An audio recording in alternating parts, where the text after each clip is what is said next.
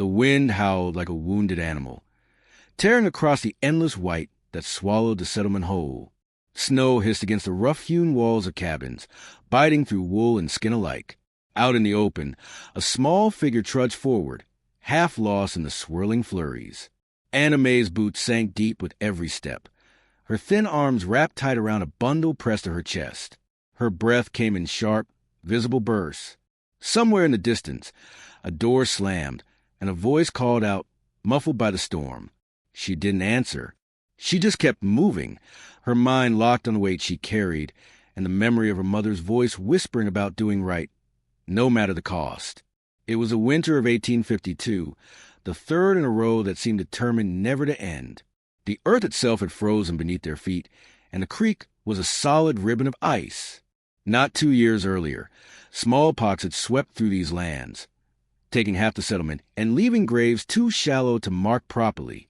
The disease hadn't spared the neighboring tribe either, though few settlers had cared enough to know the full toll. Those who remained were caught in an uneasy truce. Every snapped twig in the woods made folks glance toward their rifles.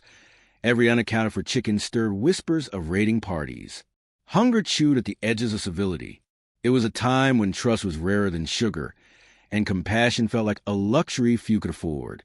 Anna Mae lived in a cabin on the settlement's far edge, where the pines grew thick and the wind whistled through the cracks in the boards. Her father, Henry, worked the little ground they had when it wasn't frozen, and trapped rabbits in the deep cold months. He was a man worn thin by the loss of his wife to fever 3 winters ago, by the weight of keeping his only child fed, and by the constant, grinding suspicion between his people and the tribe. Anna's world was small.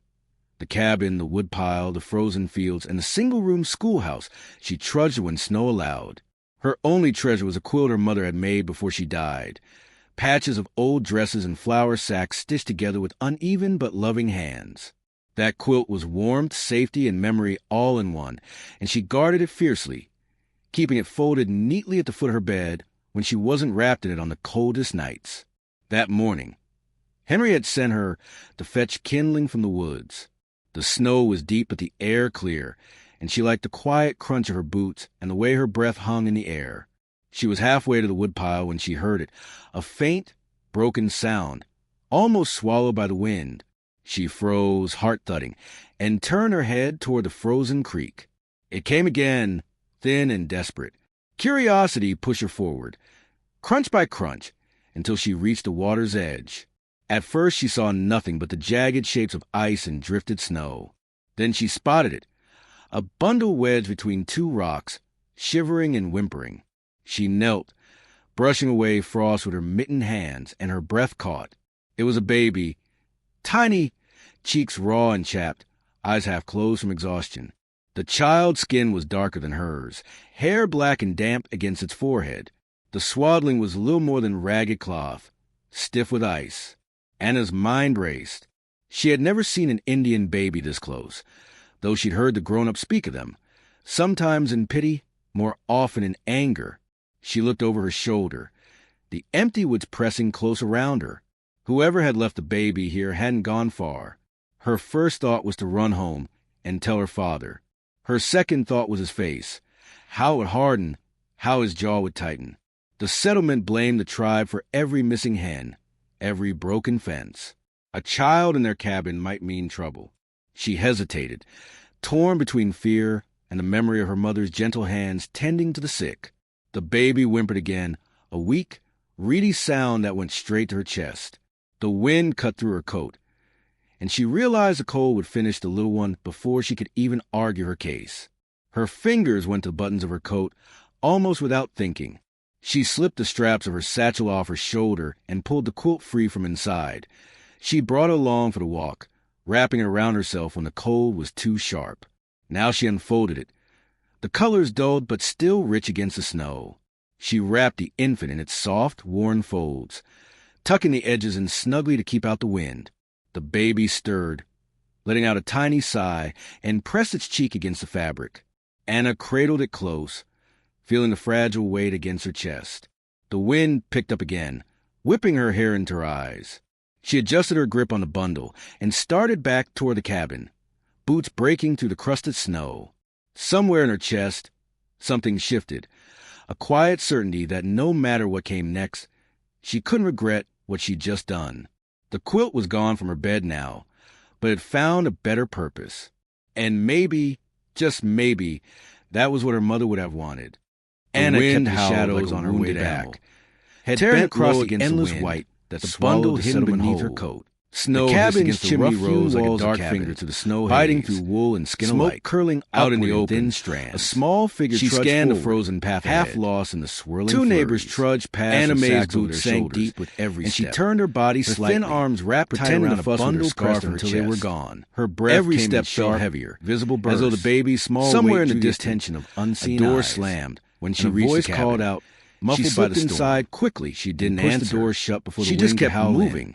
Her mind locked on the weight she carried, mending a trap, and the memory of her mother's voice whispering about doing right. You're late, no matter the cost. Eyes narrowing. It was a winter of 1852. She mumbled something about the snow being third in a row that busied herself hanging never to end, making sure the baby stayed hidden in the folds until she could tuck it safely behind the ribbon of ice near the hearth. Not 2 years earlier, the smallpox had swept through these lands. Word had gone round that a pig had gone missing graves too shallow to mark properly. Someone swore they'd seen the disease hadn't spared the neighboring tribe either, near the fence. Though few set the meeting at the small schoolhouse was tense.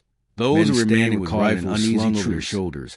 Every snap clutching shawls close around glance toward their rifles. Henry stood among them, every unaccounted for chicken listening as voices rose in accusation. Hunger chewed. They've been testing our fences.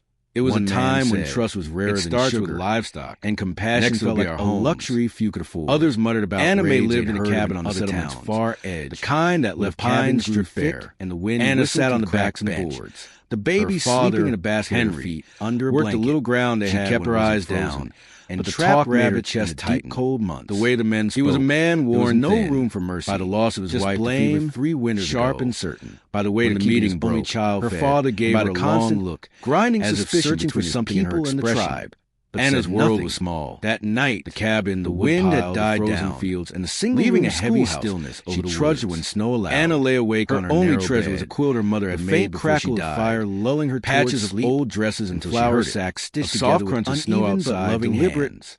That quilt was warm. She slid from bed and crept to the window, and she guarded aside the curtain just enough to peer out. Folded neatly the moon cast long silver shadows on the coldest night. And there, at the edge of the pines, Henry had sent her figure to fetch. He was still as a statue, wrapped in snow was deep, but his hair catching the moonlight, and she liked the even from that crunch distance, of her boots and the way her breath hung in the air, fixed on the cabin. She was halfway to the woodpile when she heard it. He didn't move, faint, didn't raise a sound, just almost swallowed by the wind. And then, as though satisfied, heart thudding, he melted back into turned her head toward the frozen creek. In the pale light of morning, came again.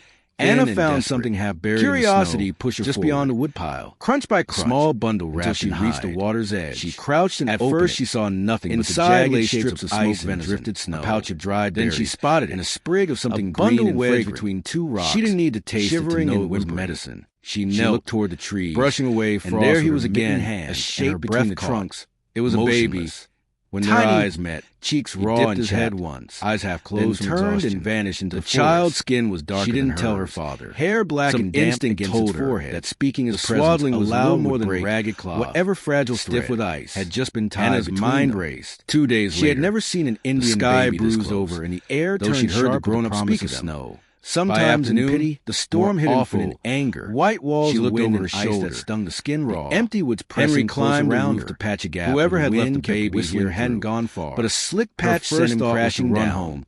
Anna heard his shout and ran outside. Her second thought was his face. Find him half buried in snow. How it would harden, clutching his jaw would tighten. She struggled to haul him inside. The settlement blamed the tribe for every arms trembling, every broken fence. Startled by the child in their cabin began to wail. All she hesited. The cabin torn between fear, too cold, and the memory of her mother's gentle hands tending those cries. The baby whimpered again. A weak, the storm made venturing sound that went straight to her chest. Anna tended him as best she could. Melting snow realized the cold would finish tearing strips from an old shirt to bind his ankle. Her fingers went to button as the wind screamed around the cabin. Almost without thinking, a shadow crossed the strap of her satchel off her shoulder. Then came a sound, not a knock, but a deliberate scrape against the wood. And wrapping around the door to blast the snow was too sharp. And there he was now again, folded it, towering in the colors dulled, but still rich against the snow. He stepped forward and pressed the bundle into her hands. Worn fold. More meat, tucking the edges in snugly to keep out the wind. Then he moved along the baby wall, stirred, stuffing letting out a tiny sigh, into the cracks between and the pressed logs, its cheek against the fabric, sealing them against the wind. Anna cradled his movements were swift, feeling the fragile weight against her chest. When he was done, he gave her a long, picked up again, steady look, whipping her hair into her eyes, but unreadable. She adjusted her grip on disappearing the once more and started back toward the cabin. Anna shut the door, boots breaking through her hands still warm with a bundle somewhere in her chest.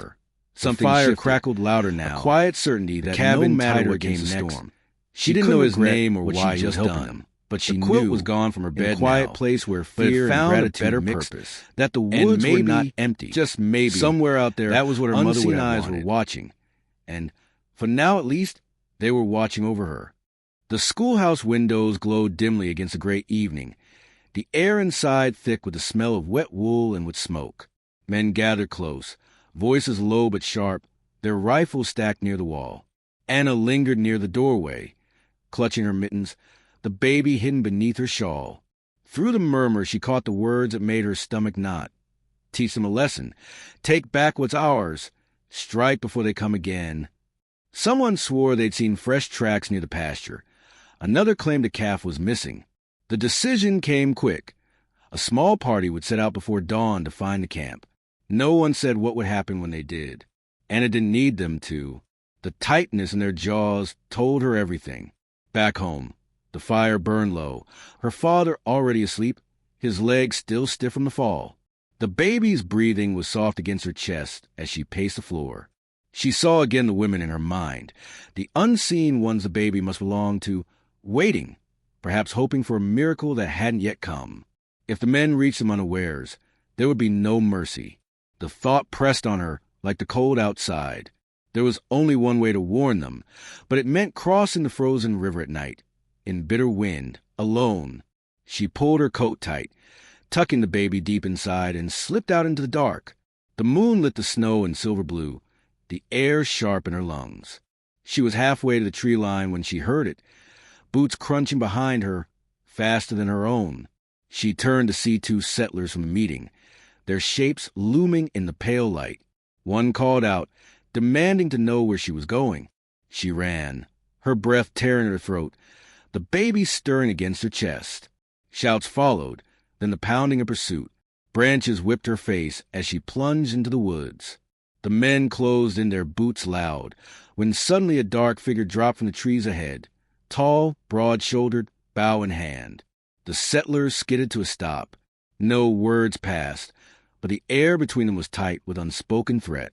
The men backed away, step by slow step, until the trees swallowed them. Anna stood trembling, the figure turning to her only long enough to nod toward the deeper forest. They traveled in silence, her guide moving sure-footed through drifts and shadows, until a faint glow appeared ahead. Shapes emerged, low tents, smoke curling from fires banked against the cold.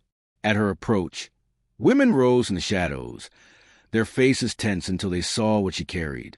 Then came the cries, soft, broken, and full of relief, as one woman rushed forward, gathering the baby to her chest. Tears froze on her cheeks as she kissed the child's head again and again. Anna stepped back, her arms suddenly empty. The tall man stood near now, the firelight revealing his features, strong, lined, eyes like dark glass. One of the women spoke his name, and she understood then. He was the infant's uncle, the one who had watched her cabin, left food, sealed the walls against the storm. The uncle disappeared into one of the tents and returned with something folded in his arms, a blanket, thick and warm, its surface alive with intricate beadwork that caught the firelight. He held it out to her, but she shook her head. "I can't," she whispered, though her voice was lost in the wind. He stepped closer, pressing it into her hands. "For the winter yet to come," he said quietly, the words slow, deliberate, as though each one was being measured. She met his gaze and saw no debt there, only a quiet understanding that something had been shared between them that could never be measured in kind. She walked home alone, the new blanket wrapped tight around her shoulders. Snow fell in soft, endless spirals, muffling the world, turning the path into something almost dreamlike. She thought of her mother's quilt, of the baby's sigh against it, of the hands that had stitched this new gift. Some threads, she realized, could cross any divide, binding strangers in ways no anger could undo. And so this story ends, not with victory or defeat, but with a choice, the kind we all hold in our hands, whether we see it or not. Sometimes it's a blanket, sometimes a word, sometimes a risk taken in the cold dark. If you believe kindness can bridge what fear divides, tell this story, share it, and remember, the smallest act can be the one that changes everything.